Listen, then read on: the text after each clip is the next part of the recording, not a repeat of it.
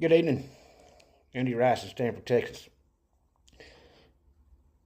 Before I begin tonight's poem, I've got a couple public service announcements I'd like to put out.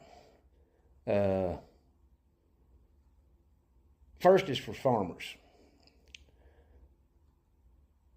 Most of you don't know, I guess, but I day work for a good friend of mine. He owns a background yard right north of Rule, and when he gets busy time of the year, he gets busy, gets loaded up, gets stacked loads. I tend to help a little bit. Last week we worked 4 loads, 6 7/8. Not a one of them cut. Coming out of sale barns out of Texas, not a one of them sunbucks cut.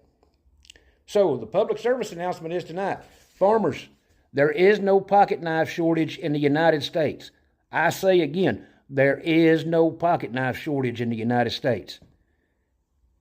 If you need a pocket knife, by God, you text me or you message me in this app or whatever, and I will personally mail you a pocket knife.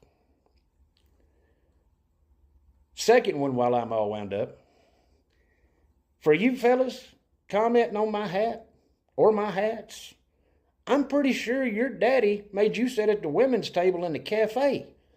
The only thing you know how to do is sit and judge what another man wears. You know, that's kind of a little flip boy. You get what I'm saying? Worrying about what another man wears?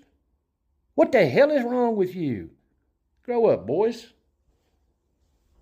All right. Now that my blood pressure's down, little poem I wrote, did a Valentine's Day thing about, wife and sales slips, Dr. Kiss, whatever, and I dusted off this poem to kind of continue that saga, called Sale Barn Blues. I went to the sale barn, checkbook in hand, to fill up a trailer with 3 weights, about all I could stand. Money tight and the future ain't unknown, wasn't much dinero out the window to be thrown. As I pulled out, my boss, the wife, didn't kiss or wave to me, said she didn't want to encourage an overzealous buying spree. Hell, I don't know why she worries, me being older and wiser, you see. I didn't mean to spend all our cash 5 years ago thinking all them cattle were free. Well, I pulled into Abilene's to focus. I skipped the cafe. I walked the catwalks and pens, picking calves, not letting my mind stray.